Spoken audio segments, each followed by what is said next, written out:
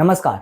दुनिया की सियासत में आज दो बड़े धमाके हुए हैं। एक तरफ अमेरिका के प्रेसिडेंट डोनाल्ड ट्रंप ने इंडिया के एक्सपोर्ट्स पर 50% का भारी टैरिफ ठोक दिया, जिससे सूरत के डायमंड से लेकर तमिलनाडु की टेक्सटाइल फैक्ट्रीज तक हलचल मच गई है। दूसरी तरफ तियानजिन में पीएम नरेंद्र मोदी एक बड़े मंच पर शी जिनपिंग और व्लादिमीर पुतिन के साथ एससीओ समिट में खड़े होकर एक नया जियोपॉलिटिकल संकेत दे रहे हैं। ये दोनों डेवलपमेंट्स एक ही ग्लोबल खेल के दो मूव्स हैं, एक इकोनॉमिक वॉर का कार्ड और एक डिप्लोमेटिक बैलेंसिंग एक्ट। अब ऐसे में सवाल ये है कि इंडिया का अगला कदम क्या होगा।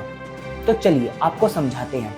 अमेरिका की मार्केट हमारे एक्सपोर्टर्स के लिए एक लाइफलाइन रही है, लेकिन अब ट्रंप ने उसी दरवाजे पर ताला लगा दिया है। जेम्स एंड ज्वेलरी जहां सूरत के लाखों मजदूरों का घर चलाता है, अब वहां यूएस बायर्स से ऑर्डर्स कैंसिल हो रहे हैं। तमिलनाडु के तिरुपुर टेक्सटाइल हब में फैक्ट्रीज के सामने खाली गोदाम खड़े हैं, क्योंकि 50% टैरिफ का मतलब है इंडियन कपड़ा अब अमेरिका के बाजार में डबल महंगा बिकेगा। सी फूड इंडस्ट्री जो केरला और आंध्र प्रदेश के कोस्टल टाउन्स को रोजगार देती है, वहां भी ऑर्डर्स रुक गए हैं।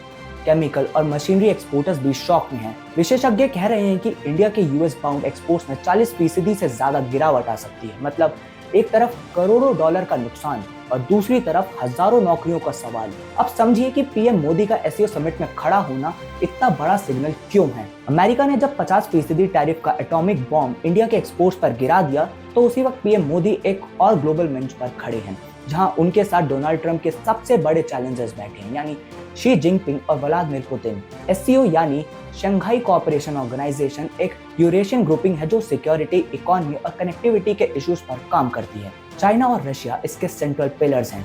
ऐसे में पीएम मोदी का इन देशों के साथ स्टेज शेयर करने के पीछे एक गहरा मतलब छुपा हुआ है, और वो है डिप्लोमेटिक मैसेज देना। अब ऐसे में अगर अमेरिका प्रेशर बनाएगा तो भारत के पास ऑल्टरनेटिव पार्टनरशिप्स रेडी हैं, और ये कोई कोइंसिडेंस नहीं है। जब ट्रंप ने टैरिफ्स अनाउंस किए, तभी इंडिया की पोजीशनिंग एससीओ में और स्ट्रॉन्ग हो गई। इसके अलावा पीएम मोदी ने एससीओ के मंच से टेररिज्म पर जीरो टॉलरेंस की बात कही, कनेक्टिविटी को सॉवरेनिटी से जोड़ा और यूथ, स्टार्टअप्स और सिविलाइजेशनल डायलॉग्स जैसे सॉफ्ट पावर आइडियाज इंट्रोड्यूस किए। मतलब ये एक क्लियर बैलेंसिंग एक्ट है। एक तरफ ट्रेड के लिए अमेरिका की जरूरत और दूसरी तरफ स्ट्रेटेजिक ऑटोनॉमी के लिए यूरेशिया के दोस्तों का सहारा। इंडिया के लिए ये स्पीच एक इंश्योरेंस पॉलिसी जैसी है, दुनिया को दिखाना कि अगर एक दरवाजा बंद हो तो हमारे पास और भी रास्ते हैं। पीएम मोदी ने पहला पिलर रखा सिक्योरिटी। उनका कहना था कि डेवलपमेंट तभी पॉसिबल है जब शांति हो, लेकिन टेररिज्म, रेडिकलाइजेशन और सेपरेटिज्म इसको डिसरप्ट करते हैं। इंडिया खुद 40 साल से आतंकवाद का दंश झेल रहा है, और अभी भी कुछ समय पहले पहलगाम अटैक ने पूरे देश को हिला दिया था। पीएम मोदी ने एससीओ रैट्स यानी रीजनल एंटी टेररिस्ट स्ट्रक्चर के जरिए जॉइंट ऑपरेशंस लीड करने की बात की। उन्होंने अलकायदा और टेरर फाइनेंसिंग के खिलाफ सॉलिडेरिटी की अपील की। क्लियर मैसेज था, डबल स्टैंडर्ड्स नहीं चलेंगे। अगर कोई देश टेररिज्म को ओपन सपोर्ट देता है तो उसे वर्ल्ड कम्युनिटी ओपनली एक्सपोज करे। दूसरा पिलर है कनेक्टिविटी। पीएम मोदी ने कहा, ट्रेड से ज्यादा कनेक्टिविटी का मतलब ट्रस्ट और डेवलपमेंट है। इंडिया इस पर ऑलरेडी काम कर रहा है, जैसे चाबहार पोर्ट ईरान में और international north south transport corridor जो मुंबई से मॉस्को तक गुड्स ले जा सकता है। लेकिन मोदी जी ने यहाँ एक क्लियर रेड लाइन खींच दी। कनेक्टिविटी तभी सक्सेसफुल होगी जब वो सॉवरेनिटी की रिस्पेक्ट करे। मतलब कोई प्रोजेक्ट अगर किसी देश की जमीन को बाईपास करे बिना उसकी परमिशन के, तो उसका ट्रस्ट टूट जाता है। ये एक इनडायरेक्ट नच भी था चाइना के बेल्ट एंड रोड इनिशिएटिव की तरफ, जिसमें पाकिस्तान ऑक्यूपाइड कश्मीर के रूट्स यूज होते हैं। तीसरा पिलर है अपॉर्चुनिटी। पीएम मोदी ने एससीओ को एक यूथ फ्रेंडली और रिफॉर्म ओरिएंटेड प्लेटफॉर्म बनाने की बात की। इंडिया ने ऑलरेडी अपनी प्रेसिडेंसी के दौरान नए टॉपिक्स इंट्रोड्यूस किए थे, जैसे startups, traditional medicine, digital inclusion और बुद्धिस्ट हेरिटेज।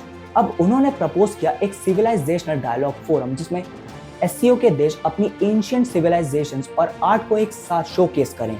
मतलब सिर्फ गवर्नमेंट लेवल कोऑपरेशन नहीं, बल्कि पीपल टू पीपल कनेक्ट। ये एक सॉफ्ट पावर पुश है, जिसमें इंडिया अपने इनोवेशंस और हेरिटेज दोनों को साथ लेकर चलना चाहता है। दोस्तों, पीएम मोदी की एससीओ स्पीच सिर्फ एक डिप्लोमेटिक इवेंट नहीं थी, बल्कि ये एक मैसेज था जो दुनिया के कैपिटल्स में अलग अलग तरीके से सुना गया। चाइना के लिए ये एक चांस था कि वो दिखाए कि उनका यूरेशियन ग्रुपिंग अब भी रेलेवेंट है। शी जिनपिंग के लिए मोदी जी की प्रेजेंस एक प्रेस्टीज पॉइंट थी, क्योंकि जब यूएस ने टैरिफ्स के थ्रू प्रेशर बनाया, इंडिया फिर भी एससीओ प्लेटफॉर्म पर खड़ा था। मतलब बीजिंग को एक डिप्लोमेटिक लेवरेज मिल गया। रशिया के लिए यह और भी वैल्यूएबल है। पुतिन चाहते हैं उनके अगेंस्ट वेस्ट की आइसोलेशन तोड़ने के लिए इंडिया जैसे पार्टनर्स विजिबल सपोर्ट दें। पीएम मोदी के साथ स्टेज शेयर करना मॉस्को के लिए एक रीअश्योरेंस जैसा है कि वो कंप्लीटली कॉर्नर्ड नहीं है। वेस्ट, खासकर अमेरिका, इसको वार्निंग सिग्नल की तरह देखता है। Trump administration already Russia oil imports पर नाराज था और जब मोदी जी का शी जिनपिंग के साथ एससीओ स्पॉटलाइट में आना वॉशिंगटन के हॉक्स के लिए रेड फ्लैग है। इसे लेकर यूरोप भी कॉशियस है। वो चाहते हैं कि इंडिया मल्टीपोलर रोल प्ले करे, लेकिन रशिया के साथ भारत के नजदीकी रिश्ते उनको अनईजी बना देते हैं। एनालिस्ट मानते हैं कि ये चेस मूव था। यूएस ने ट्रेड बोर्ड पर एक टफ मूव खेला और इंडिया ने डिप्लोमेटिक बोर्ड पर एक काउंटर मूव दिखाया। अगर आप हमारे एक्सपोर्ट्स पर निशाना लगाएंगे तो हम यूरेशिया में अपना नेटवर्क स्ट्रेंथन करेंगे। इसको कहते हैं ग्लोबल स्ट्रेटेजिक कैलकुलस। इंडिया के लिए अभी भी सिचुएशन एक टाइट रोप वॉक जैसी है। एक तरफ ट्रंप का 50% टैरिफ हमारे एक्सपोर्टर्स के लिए मुश्किलें पैदा कर रहा है। सूरत के डायमंड पॉलिशर्स, तिरुपुर के टेक्सटाइल वर्कर्स, केरला के फिशरमैन सब ऑर्डर्स के कैंसिल होने की वजह से परेशान हैं।